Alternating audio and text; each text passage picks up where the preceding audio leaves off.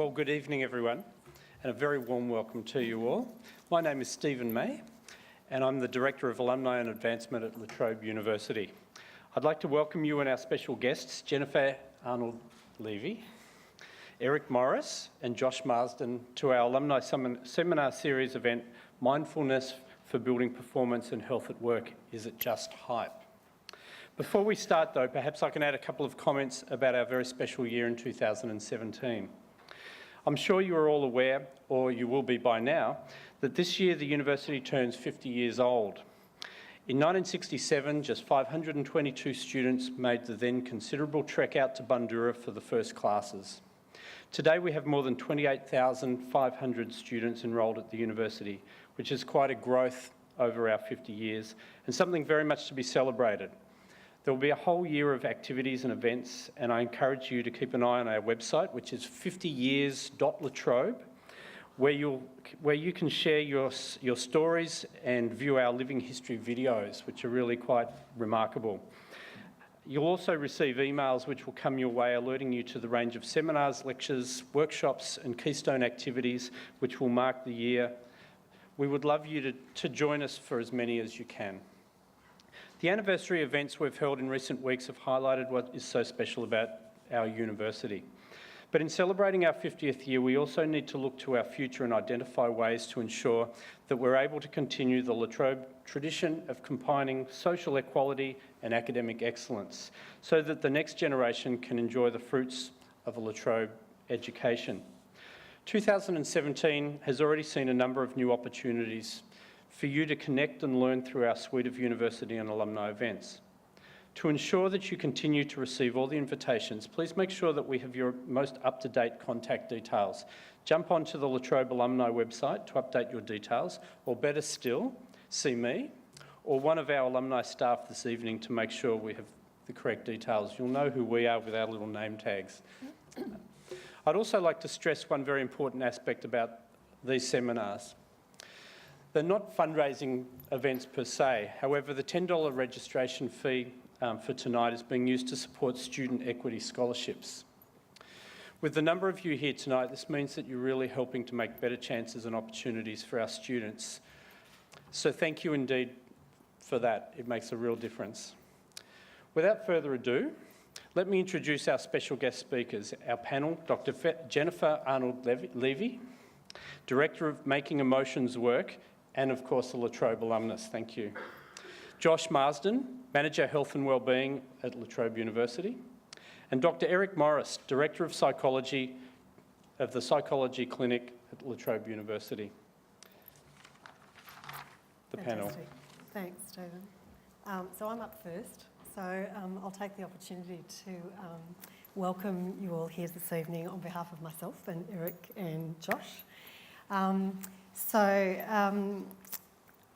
think the attendance here tonight demonstrates and really illustrates the growing interest that there is in the area of mindfulness, which I think it's been fueled by a huge proliferation of research, particularly over the last decade, logarithmic sort of increase in research in the area, probably since 2000 when the Dalai Lama actually invited scientists to study the brains of Buddhist monks.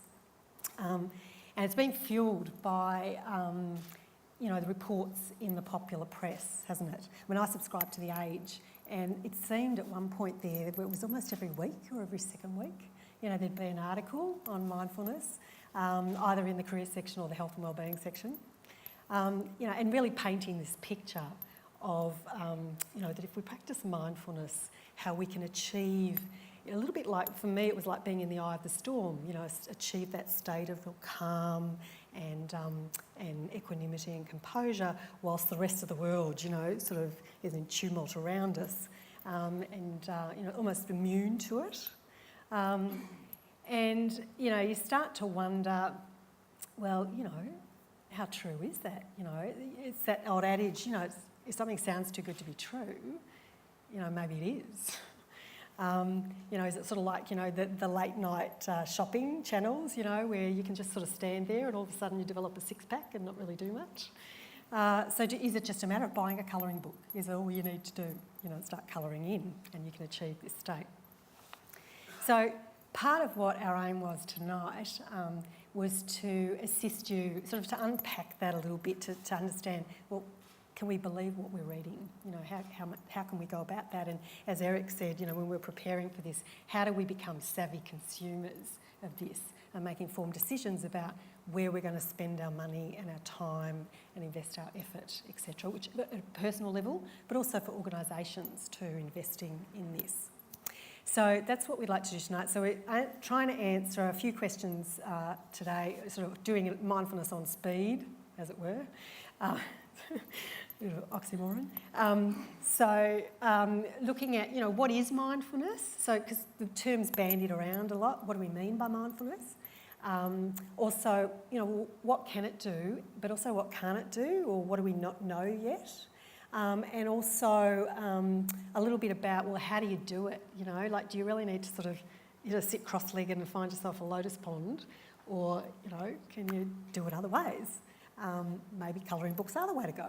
Okay, so that's the aim today, so that, you know, you can walk away at the end of today, hopefully with a little bit more information, a little bit more clarity that can help guide you in terms of, well, how you'd like to proceed with it and whether in fact you do. Okay, so on the first question, well, what is mindfulness and what do we mean by that? One way to understand a concept is to understand its opposite. And so that's what I'm going to do tonight. And I've actually, I've borrowed an activity from Ellen Langer. I don't know if any of you are familiar with her work. So she's a university professor, at Harvard University, who's worked in the area of mindfulness for over 20 years. And she often uses this in her talks. And so I've pinched it from her, because I think it illustrates the point really well. Okay, so I'm going to get you to do this with me, all right? So some numbers are going to come up on the screen, and what I want you to do is read out aloud the number, the first number, and then as we go, read out aloud, we're going to systematically add the numbers on the screen, okay? So see how we go, all right? Okay. It's a test, okay? You're stressed? Okay, here's the first one. Okay, 1,000. 1,040, 2,040, 2,070, 3,070, 3,090, 4,090,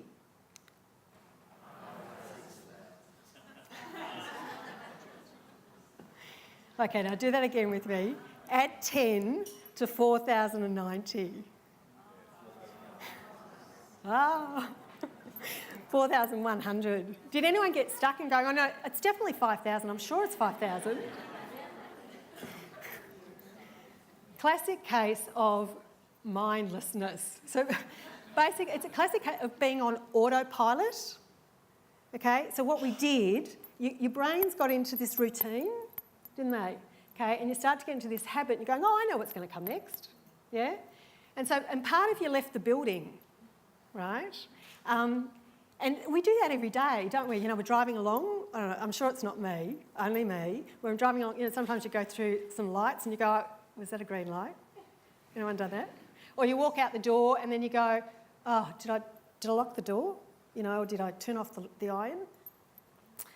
But basically, because we're running on autopilot and basically our minds, the other parts of our minds are elsewhere. We're not actually paying attention to what we're doing and relying on autopilot to drive our behaviour.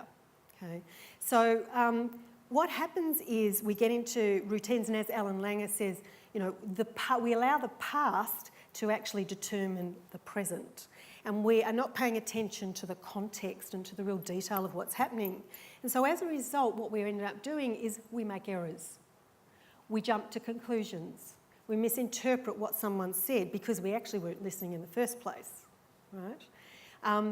You know, it's the basis of, I mean, police officers shooting a black person, you know, in the States who was actually trying to help a disabled person on the highway, okay, because of prior knowledge, prior experience, and they actually were not taking into account context and fully paying attention.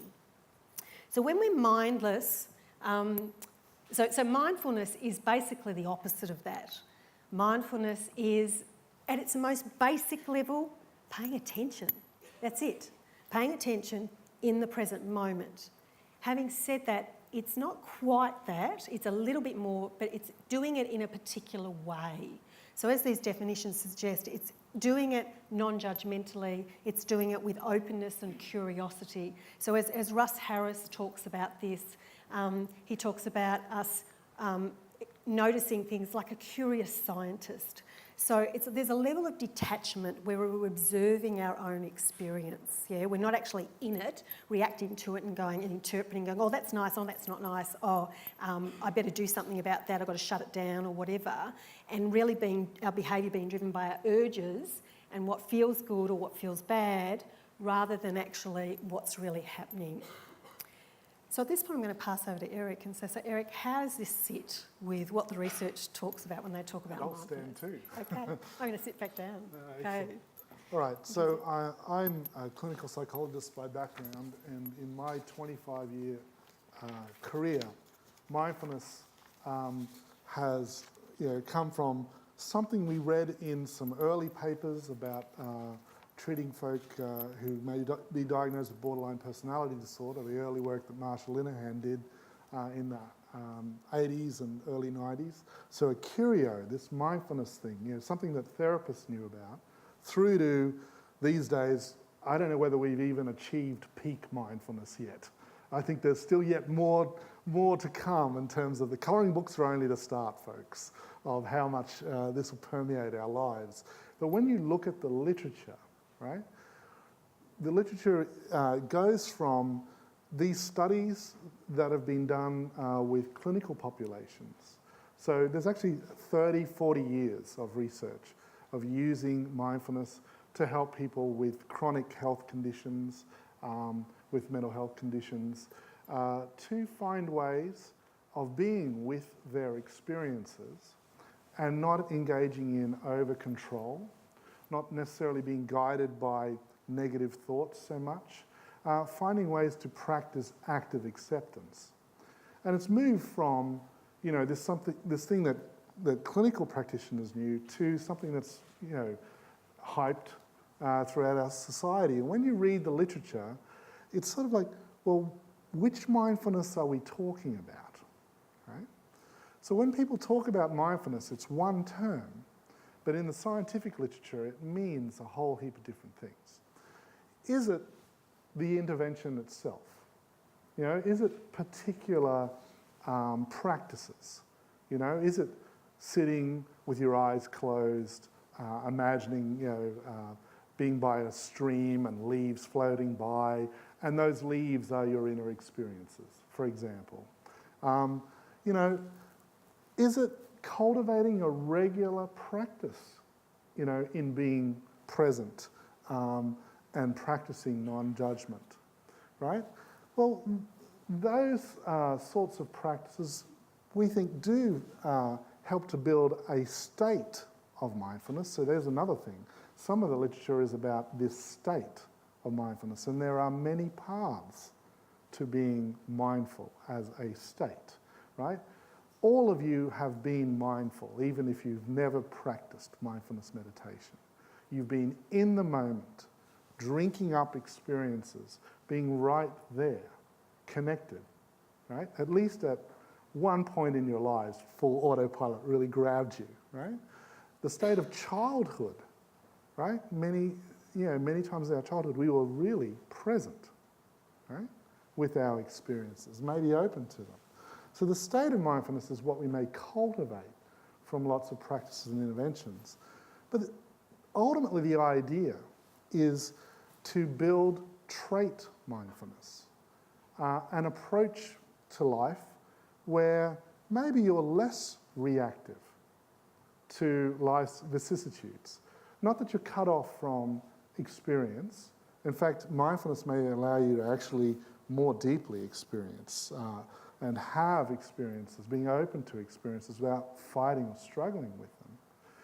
But what we're trying to do in these sorts of interventions is ultimately help people to have more equanimity.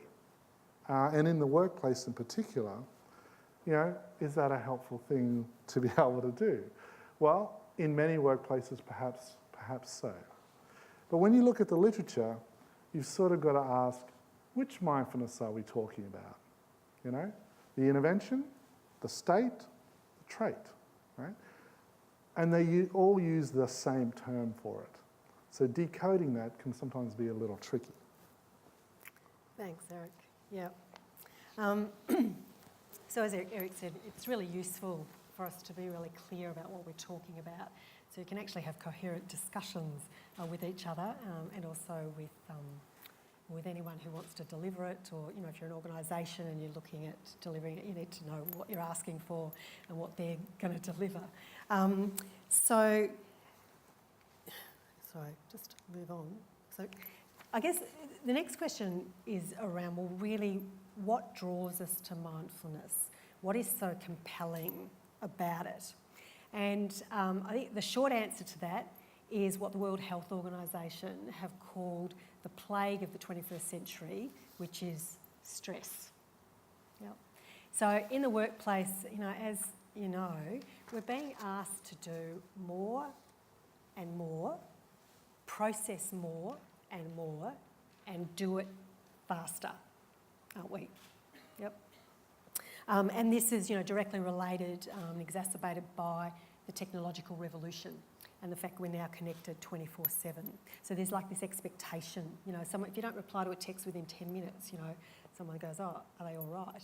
My daughter's 16 years old, a friend of hers on Snapchat, it's like, oh, are you there? So there's, we're developing, a rod for our own back there. So, and more and more information is coming in, and it's actually not unrealistic now to actually find ourselves in a scenario where, your mobile phone rings, a text comes in on your mobile phone. At the same time, you get email notifications come up. Yep. At the same time, or very close proximity, a reminder pops up. Then your phone rings. Then someone knocks on your door, and wanting your attention, asking for something, etc. Yeah? Would that be? It's not unrealistic, is it? That can happen. The problem with that is that the human nervous system was never designed to cope with that. The brain is an amazing machine, but it's really limited by its ability to actually only do really one thing at a time. So multitasking doesn't exist. The brain switches attention, okay, all the time. So, and what happens is, the brain operates a little bit, it's like a computer. We can use the analogy of a computer. When you ask a computer to do too many things at once, okay, and it exceeds its RAM, okay, what does it do? The wheel spins. The brain does exactly the same thing, okay, except when the wheel spins for us, we go into full-blown stress mode. Okay. So what happens in that moment when demands exceed our ability to meet them, or we perceive ourselves to be in that situation, we perceive ourselves to be under fire, under threat. And so what happens in that time, for those of you, many of you may already be familiar with this and the physiology of the stress response. But what happens is the more primitive mammalian brain takes over, and the amygdala, which sort of sits on the edge of it, the siren of the brain, the threat detector of the brain, fires, and it sets in train a whole neurological reaction that activates the adrenal glands to pump out adrenaline and cortisol, shut down our immune system, shut down our digestive system, to ready us to either fight the threat or run away as quickly as we can, shut it down as quickly as possible. Now, in that moment, as the mammalian brain takes over, our cognitive function also drops. So our attention narrows, and instead the executive of the brain, the prefrontal lobe of the brain, which is responsible for cognitive functions such as problem-solving, reasoning, decision-making, impulse control, learning, and creativity, okay, creative thinking, goes offline. It's no longer available to us in that state. So as a result, when we're in that state, we'll make rash decisions. We'll become impatient, we become abrupt because we're trying to bring things back under control, and we're not operating optimally. So literally, stress makes us stupid, reduces our performance and our productivity. And not only that, we're now in a state now where we're not actually we're in this constant state of stress, okay, stress activation, so we're sort of almost hypervigilant through the day, so the stress response, we don't get to fight the lion or punch out the colleague who just insulted us or whatever, do we? We can't do that, right? Well, only once. And then you're not working there anymore. So, exactly. We can't do that. So what happens, usually with fighting the lion, we would have used up all those hormones and that we'd go back to baseline. But now our nervous systems do not go back to baseline. They stay in this chronic state. And many of us now are exhibiting symptoms of what Edward Halliwell, a psychiatrist in the States, has termed attention deficit trait, ADT, which, as you can see, has a number of symptoms that are actually exactly the same as its genetic cousin, ADD. So difficulty maintaining concentration for one thing for any period of time, disorganisation, difficulty with time management, prioritising, impatience, plus this low level of sort of background anxiety all the time, background panic. And we're all exhibiting, well, many of us exhibiting that. We could do a bit of a poll here. I know I've exhibited some of that, and my family will attest to it, right? And so stress is literally not only making us stupid and putting us in this state, but it's also because we're in this constant stress response, our immune systems are constantly shut down, our digestive systems are constantly shut down, etc., it's making us sick. So it's been estimated, certainly in the States anyway, that between 75 to 90% of doctors' visits are actually related to stress-related issues. And stress is now implicated as a factor in 5 of the 6 leading causes of death. So this is serious stuff we're talking about here. We need to get on top of this or it's going to kill us. So, so where does mindfulness fit with this? Well, mindfulness, if you can see here some of the benefits, increase in emotional regulation, increasing empathy, compassion, increasing in productivity, memory, attention, relationship satisfaction, positive affect. A lot of these things, it's aligned to bringing the frontal lobes back online, right? And you can see the concomitant reductions in burnout, accidents, prejudice, etc., and stress. So it suggests that mindfulness is a potential antidote. It's like the vaccine against what we're facing today. So the question is, can we believe this? So Eric, can we believe what we read and what's the research really telling us? Yes, well, I think when we talk about mindfulness and mindfulness research, I think we're going to get to the workplace bit, but from where I sit in terms of being a clinical practitioner, well, there is a lot of research to suggest that mindfulness does have those benefits in the clinical realm when people have problems, right? And, reliable findings, say, in the area of helping people who have recurrent depressive episodes is that a mindfulness-based intervention, mindfulness-based cognitive therapy, does help to reduce a chance of relapse. So for people with clinical disorders, however you define that, this is an area where there are reliable findings that mindfulness-based interventions may perform equally as well as the gold standard psychological therapies such as cognitive behavioural therapy. And that is where the majority of the mindfulness intervention research is with clinical populations. And because clinicians get into mindfulness, they get very keen about it, sometimes it's hard to talk about mindfulness in an objective way if you've been a mindfulness practitioner because you've experienced it and you're like, oh yes, you want to sort of proselytise to everyone about it. And so anyone who's not into this game goes, really? Is that really useful, etc. And I'm here to tell you folks, you don't need to buy yoga pants or a little bell or a mat if you don't want to. You can, in fact, a little bit later tonight, we're going to invite you to do a bit of mindfulness and you'll find out how simple this whole thing is. But because a lot of the research has been in clinical settings, the workplace research, so doing this with employees, with workers, is sort of extended from those settings. So the first studies were with healthcare workers, some of the most stressed workers, where it's like we're doing this mindfulness with folk that we help. What about for ourselves? And a lot of people think that if you're going to teach mindfulness, that you ought to have a mindfulness practice yourself. You really can't convey this stuff without having quite a deep practice. The jury's out about that.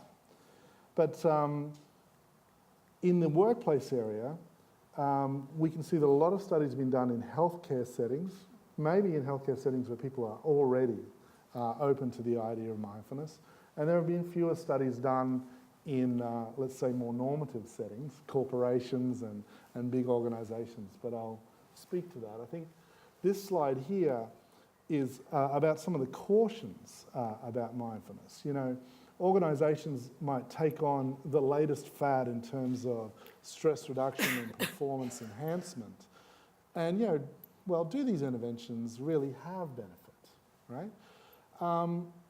If you situate an intervention at the level of an individual, right, practicing stress reduction, mindfulness in some way, well, is that sort of a quick fix?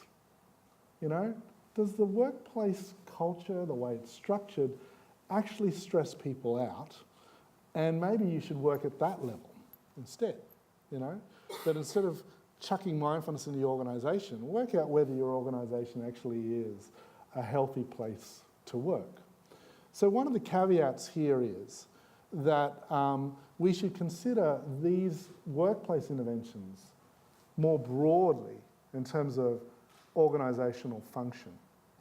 You know, maybe for some workplaces, it would be better if the workplace was structured in such a way so that it didn't stress out its workers so much, right? And, you know, here's one of the things I think if you're of a critical mindset about mindfulness in our society, look at how much more competitive our society is. Look at, you know, the need to answer email, you know, all the time, allegedly, etc. Maybe there's some structural things we can do in, you know, a post-industrialised country with lots of knowledge workers to actually make our culture more mindful in general, right? To create environments that are less about autopilot and more about a harmony between your workplace self and your home self, and, you know, the sort of self that goes out and has friends if you have that, if you're not working too hard.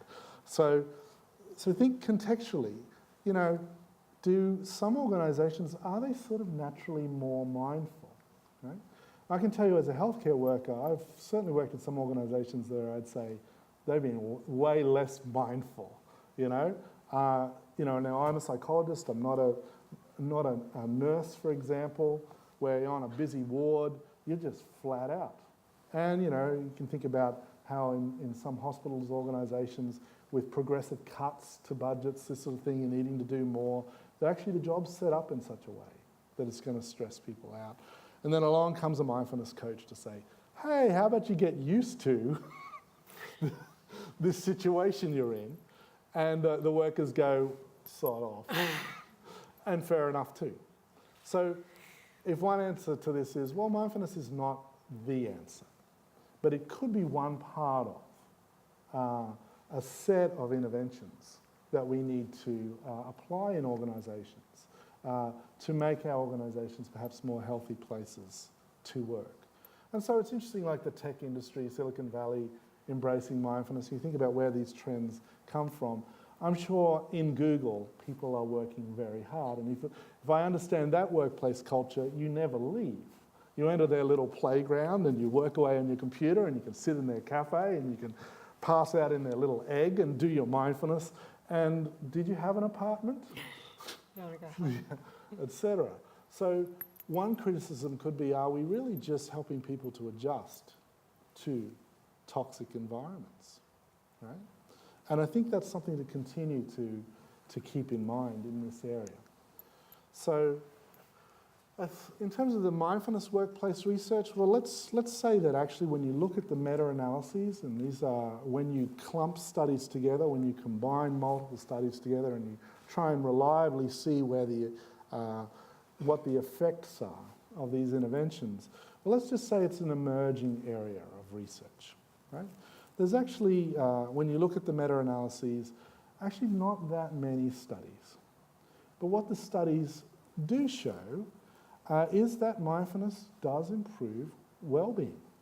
It does reduce stress for workers.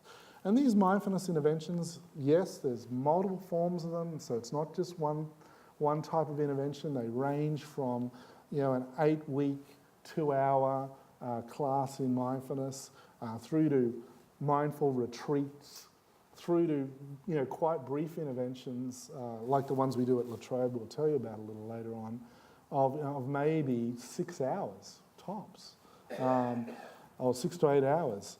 But the replicated benefits are about stress for employees, right? There's less evidence about mindfulness improving your performance. So while we think that paying attention on purpose, non-judgmentally, might help people to detect things more that are problematic in the workplace, be able to shift tasks more easily, maybe handle some of the stresses of work differently so that they can perform better. There's actually a small number of studies about this. There's some promising results, but these studies, again, probably suffer from some methodological weaknesses. So the samples are small, the effects are likely to be inflated, and then the studies will get picked up in the press and hyped, and everyone will go, oh God, mindfulness again. Yes, it does everything, right? And so a lot of the studies that you see hyped in the press are, methodologically weaker studies. People like writing about mindfulness, it seems. And yet we really are in the early days of understanding in a robust, replicated way what the advantages of mindfulness might be. I think this slide, if we take anything from this, is that even with the studies that have looked at mindfulness in the workplace, they've tended to be the studies that are pre-post, so just at the end of the intervention, they'll see whether there's change. They don't necessarily follow up over a longer period of time about whether these changes actually are sustained. Right? So if you are lucky enough to have a busy job but get 2 hours a week out to spend with a very pleasant mindfulness coach and slow down a little bit and be in the moment with your colleagues and actually have some pleasant conversations, I don't know. In some of the workplaces I would have wished for that, right? And so are the effects that? Being able to take a break, And that is the problem with the literature is some of the studies are of this intervention without any control group, without any comparison. Right? So I would say, and I do mindfulness in my job, so while I'm talking in this way, I would say in this area, let's see. I think it does help with stress and well-being. But we don't know sort of how long for in a lasting way. And then for an organisation, well, yes, I think an effective organisation does care about the health and well-being of its workers. But advantages beyond that, in terms of your competitiveness, in terms of being able to deliver the things that matter to you, my reading of the literature is, well, the jury is still out about that. Fantastic. Thanks, Eric. So, Josh, you've been waiting patiently over there.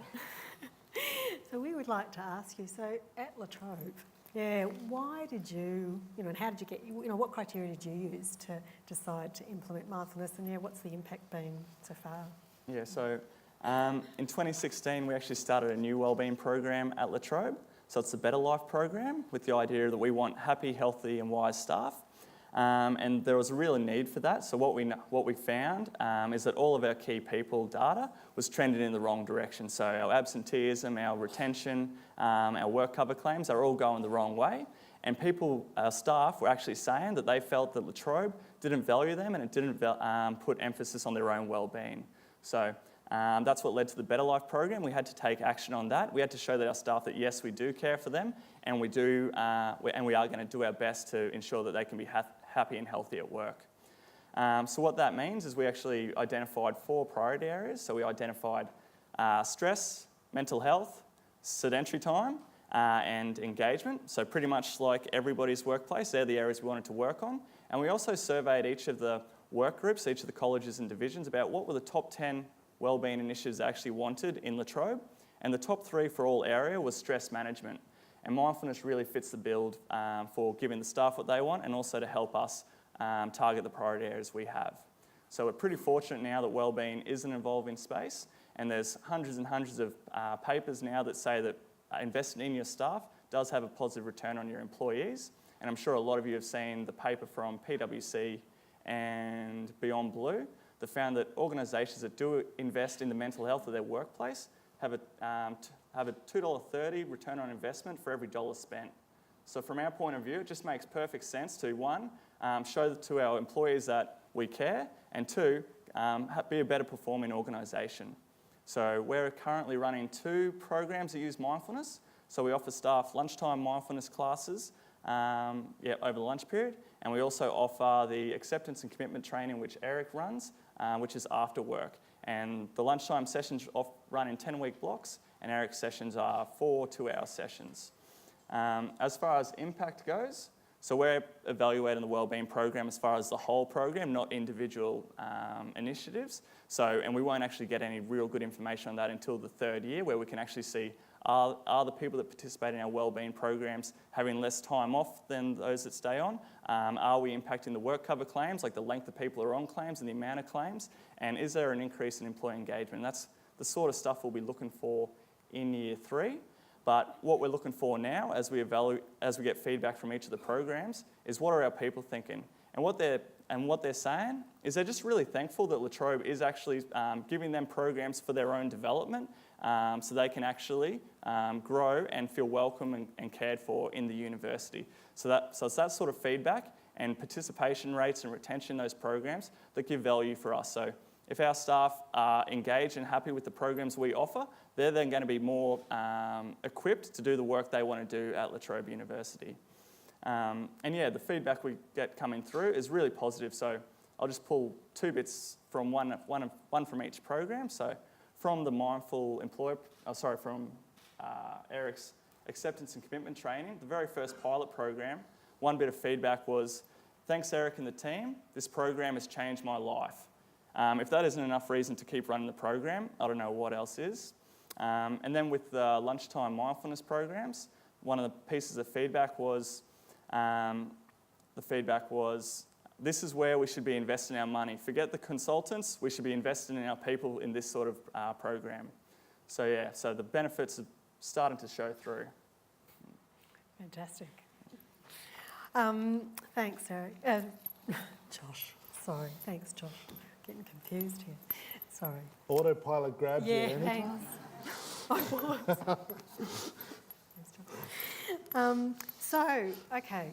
So begs the question then, if mindfulness has benefits, how do you do it, right? And Eric is actually going to take us through a bit of a practice, just a short one tonight, just to sort of chill you out for a little bit. But just one way to think about it, think about the different practices, because there's a variety of different ways that you can do it. So, and I often draw the analogy with physical exercise, because it's very, very similar. So we can differentiate between formal practices and informal practices.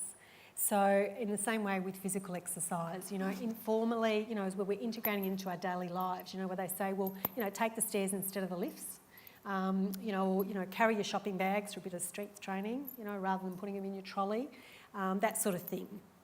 And similar, or you can do exercise, physical exercise in a formal way, can't you? You have a set routine, set time of day that you do it, probably a different place that you might go to. You might have special clothing that you use, and you have certain practices, a routine, a structure.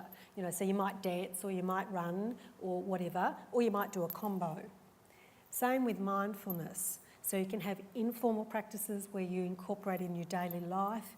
You can mindfully eat. You can mindfully colour in.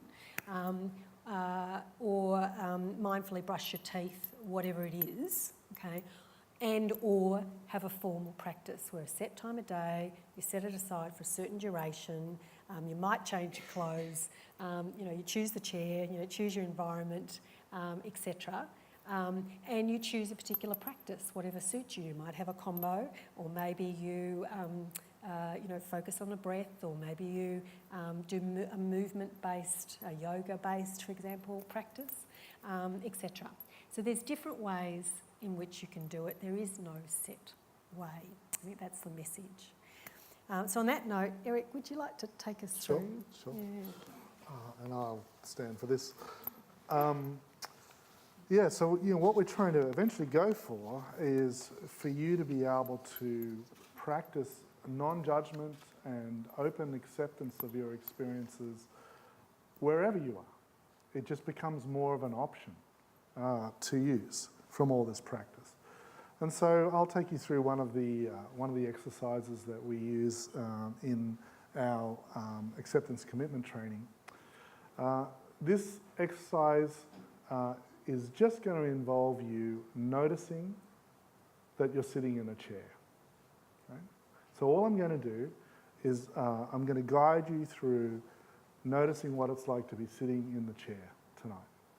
The beauty of this exercise is that you can fake it because you're already sitting in a chair, right? So if you're not into doing this stuff, well, just decline my invitation quietly and sit there in the chair, and we'll only be a couple of minutes anyway. So if you'd like to have a go at this exercise, then I invite you to sit up in your chair.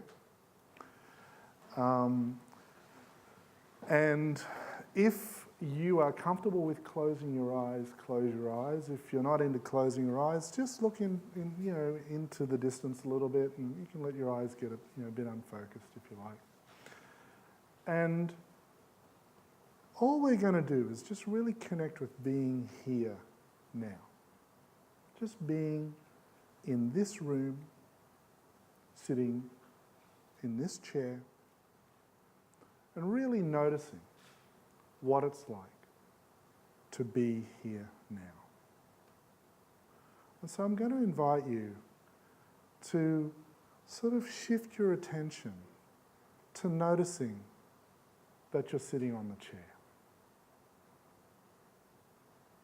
Just gently notice where your body is in contact with the chair. How the chair is supporting your back. How your buttocks are on the chair. Where the chair extends down your legs. And where the chair ends. And just notice that you're sitting in this chair, in this posture, right now. You're here now, sitting.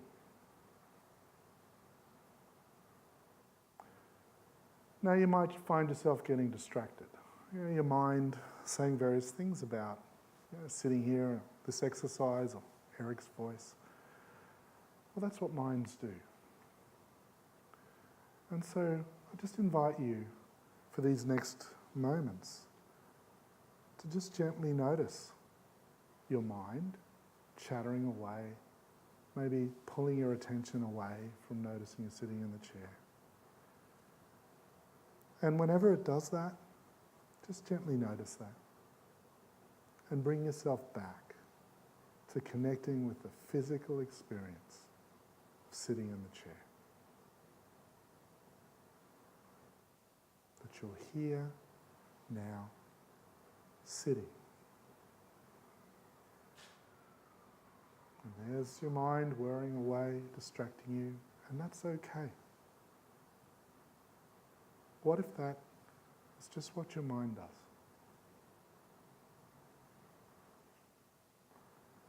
And come back to noticing you're sitting in the chair. Notice the way your body feels as you sit here. chair against your back. Connect it to your body and its sensations, or maybe sensations you enjoy, sensations you'd rather not have. And this is how it is now.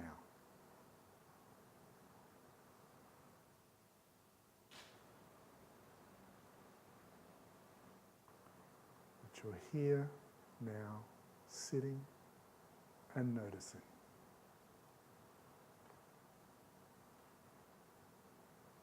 And notice where your mind takes you.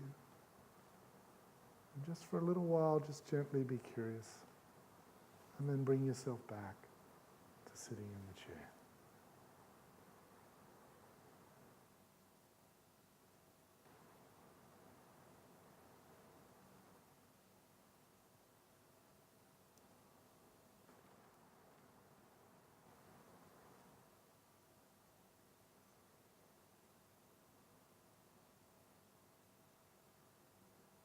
So notice your body and its posture as we draw this exercise to a close.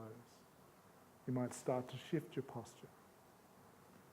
I invite you to open your eyes if you closed your eyes.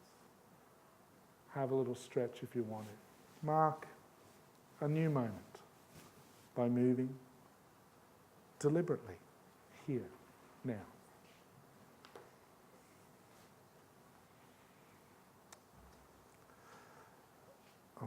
Do the inquiry as well. Yeah. So the second piece of these exercises is an inquiry. And it goes something like this. So what did you notice? Anyone willing to share what they noticed while doing that? Josh? Fair bit of pressure in my lower back. You noticed the experience of that? Yeah, I feel my back. Yeah. Yeah. Yeah.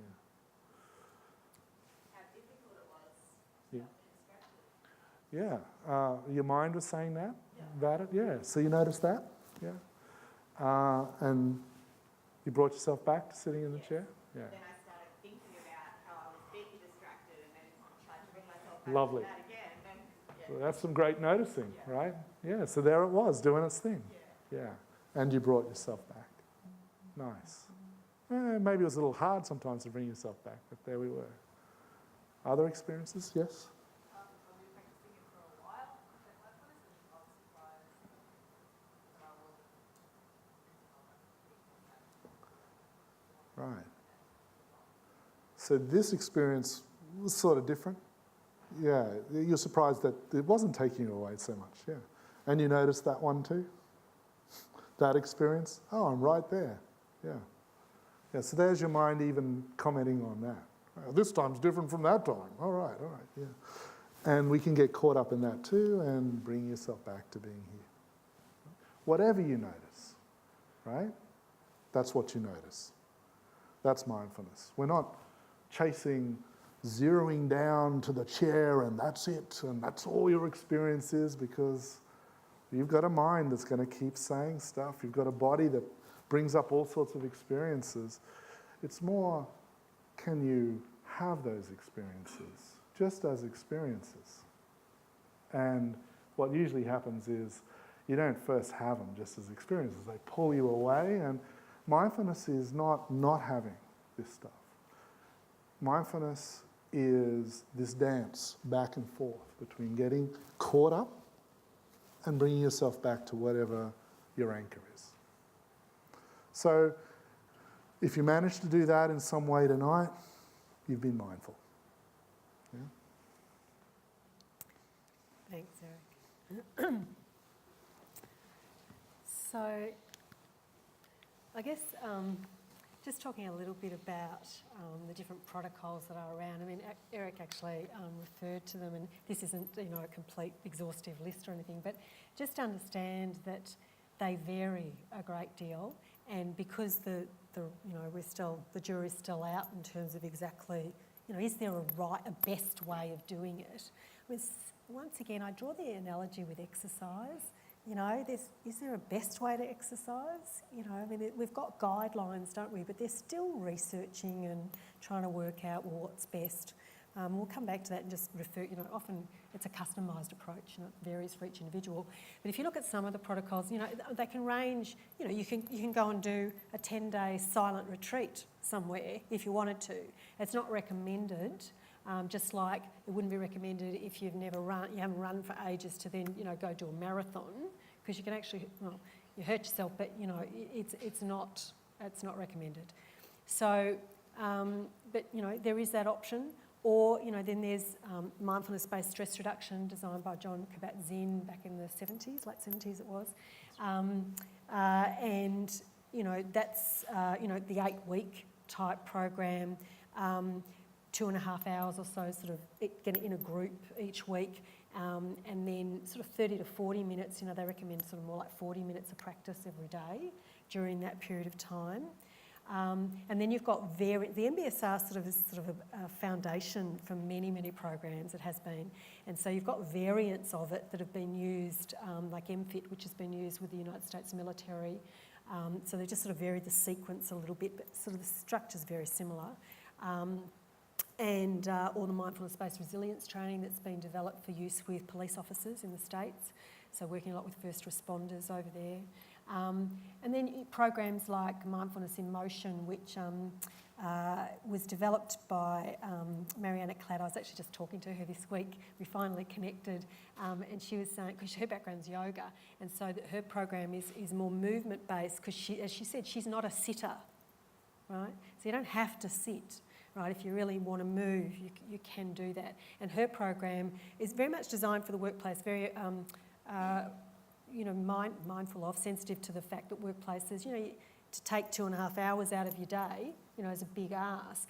And so she's actually done research looking at 1 hour, an 8-week program once again, but 1 hour delivered on site, and then sort of either 10 to 20 minute practice sessions during that time, and has shown results with that, and using control groups as well.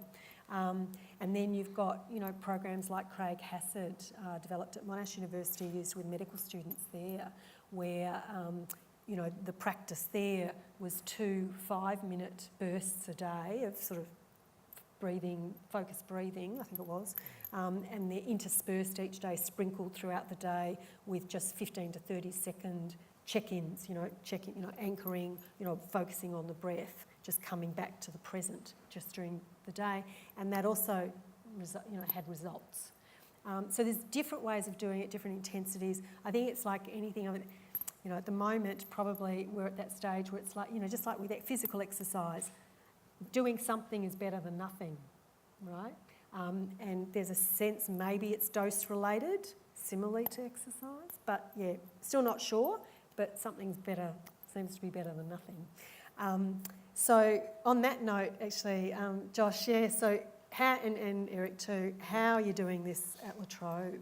Yeah, Yep, so we've got 2 programs. I'll speak to the lunchtime mindfulness classes. So they're available for staff in 10-week blocks, and they're 40 minutes long, and staff come along and basically they have the option to sit, stand, lean up against a wall, while our instructor, Yong, who's a Buddhist trained yogi, he's actually a bit of a legend at the uni there. He'll take them through, both guided through their body and the environment around them, and he might also include bringing in some oils or candles to get the other senses moving as well. So we know that it's probably not going to get them to the state of mindfulness doing that program 1 time a week, but what we're hoping is that, yes, they will leave that session more relaxed and happier, and that's going to follow through to the workday. And also then, now that they've been exposed to mindfulness, hopefully they then start taking it upon themselves to implement mindfulness practices into their day-to-day and seek further information. And what we have seen is that a lot of people that do start off in the mindfulness lunchtime sessions, they then sign up for Eric's program, which he can tell us more about. Sure. Do you want to, I'll click it. Yeah, click it, because it moves. Oh, yes, it moves. Oh, gosh. All right. So the program that we do through the psychology clinic is acceptance and commitment workplace training. This is based on a protocol that's been developed over the last 15 years in the United Kingdom and used in a number of the randomised controlled trials of this protocol have been used in organisations like the BBC, the Department of Work and Pensions, in the British Olympic team apparently had this program. And in acceptance commitment training, we think that teaching mindfulness alone is not enough. It certainly is important, but what you're trying to do is, if you're going to help people to be present and be open to their experiences, then why? What do you do with that, right? And so in this training, we make it more explicit that this is about acting on personal values. So our program works on these two skills of being present, being connected, starting to practice active acceptance toward your experiences, and also clarifying your personal values. What do you want, in essence, your life to be about, right? And once you start exploring that stuff, well, we think you sort of better have a way to be open to the experiences that that evokes. I mean, who asks you that sort of question?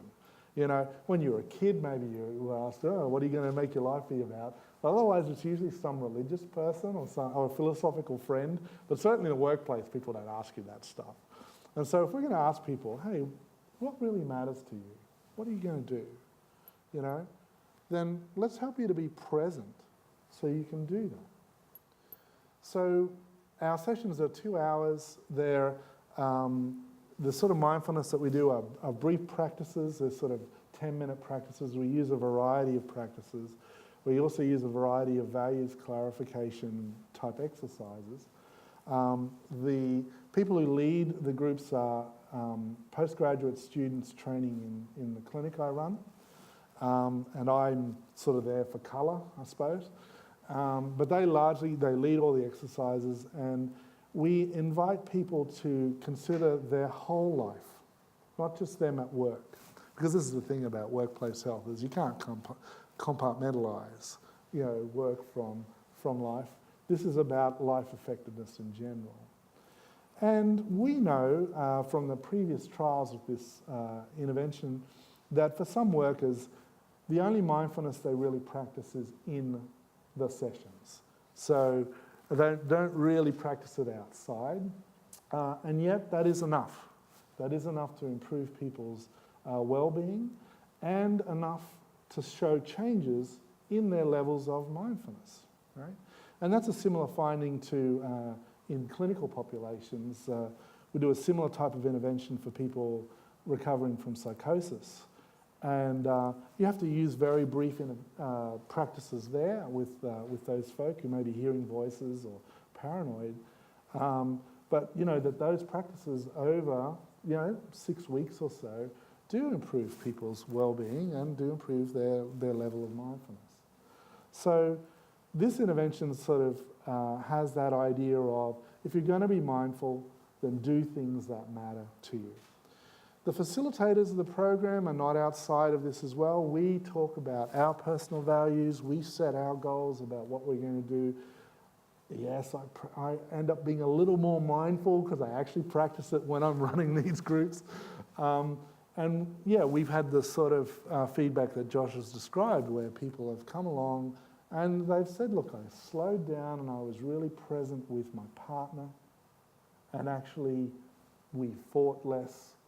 I connected more with them, or I very deliberately at work had that difficult conversation with that colleague, and I did it from a position of not being defensive about things, and more skillful responding in that way. And in general, just stepping off autopilot a bit more. The thing about autopilot is you can always rely on it being there, right? Being mindful, well, that takes a little bit more practice to have that be available. But this sort of intervention, it's 2 hours, and we make it sort of fun and light. You don't have to, it's not therapy, you're not coming sharing all your deep, dark secrets. And yeah, we found that workers find that this has a validity to it. Yeah. And the broader randomized controlled trials of this intervention suggest that even a brief intervention like this can lead to sustained improvements. So follow up a year later and you can see changes in still sustained improvements in well-being. But again, it's early days with this sort of intervention. Despite 15 years of research, it's been done in a couple of centres, and at La Trobe we're looking to sort of expand the evaluation of this. So we build in an evaluation following our groups that does show these improvements in wellbeing and mindfulness. But it'll be interesting to sort of see it as a broader package of interventions and what's on offer in La Trobe that you've got going, Josh. Yeah, and what's really interesting about Eric's program is basically we haven't been advertising it since the start of this year, and we just keep getting more and more people registering to go on the waiting list for it. So people that have gone through the program are talking about it, so there's a real hunger for it, and it's between 5 o'clock and 7 o'clock on a Tuesday night, so it's not the most appealing time. So yeah, there's real value there for people. Fantastic, thanks guys. Which I guess brings us finally to our final slide. So just sort of to wrap up, so where do we go from here? What's next? So I think there's probably a few key messages. Well, there's probably more, but you can add in. But a few things. I mean, it seems that mindfulness does work. It has legs on it. It's not going away anytime soon. So it seems to be a worthwhile practice, however you do it. So in terms of protocols, many and varied, and customised to what works for you and what's going to work for the individual. And a really key message around the fact that it isn't a magic bullet, so it's not the panacea. So if we think about stress and resilience as the result of a complex interaction between the external stressors that are on us and our own inner resources and ability to meet those stressors, mindfulness seems to play a role in helping to build these inner resources. But equally, it's not the only thing. You can be as mindful as you like, but in the absence, if you've got a diet of, Diet Coke and chocolate, and you only sleep, 5 hours a night, right? You're really not going to be performing at your best, and your ability to meet those stressors and be resilient is not going to be what it needs to be. And similarly, if you're not aligned with your values, if you don't have a sense of meaning and purpose, the research is saying as human beings we need this. When we're out of touch with that, then once again, we can be wavering and all over the place. Mindfulness though, is a tool though that works really well with that to help us get in touch with that, so we can be our more authentic selves, which is what we all want to be. And it's also no excuse for, not dealing with, as Eric was saying before, bullying in the workplace, incivility at work, poor leadership practices, unsustainable workloads, right? We have a responsibility to create a psychologically safe workplace and environment, or family life as well, home life as well.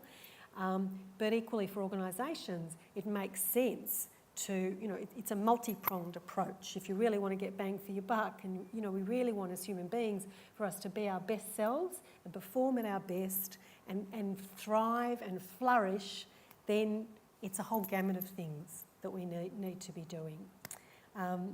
So on that note, thank you for listening. I think that brings us to the end of our presentation tonight.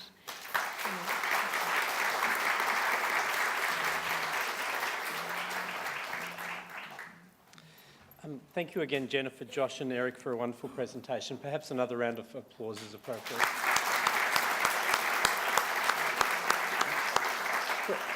We just have a couple of small gifts as tokens of our appreciation for you, which I'd like to present to you.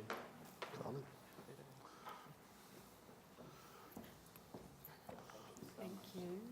Thanks, Tom. My back. Wow. I'll mindfully appreciate this. Thank you so much. Thank you. Unfortunately, we don't have time for questions in this formal part of the lecture tonight, but the panel will be staying around for our networking drinks afterwards, and I'm sure that they would love you to approach them and ask any questions that you do have. I just wanted to thank you once again for your wonderful contribution, for participating in tonight's lecture, but also the contribution you make with the registration fee that goes towards our equity scholarships. The university was founded on values of equity and excellence and making places available for disadvantaged students, and students particularly from the northern suburbs at the time in 1967 who had trouble accessing universities of the other universities in Melbourne. We continue those traditions today. We continue to have those values underpinning what we do at the university. And tonight's session has contributed to our scholarship program that makes such a difference to students who are disadvantaged, who perhaps wouldn't be able to afford to participate and come to university without that support. If anybody would like to find out more about the scholarship program or would like to contribute to scholarships themselves, feel free to come afterwards and speak to me or any of my colleagues tonight as well. I do have a couple of other nice things to do. One is we do have door prizes, and I wanted to draw the winners tonight.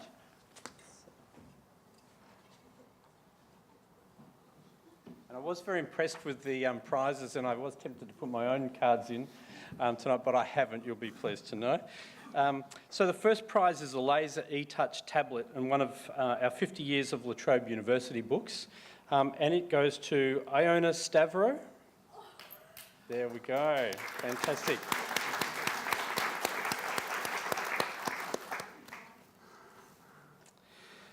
The second prize is a mindfulness session voucher at Jennifer Arnold Levy's business and also movie tickets. And that goes to Edith Martin.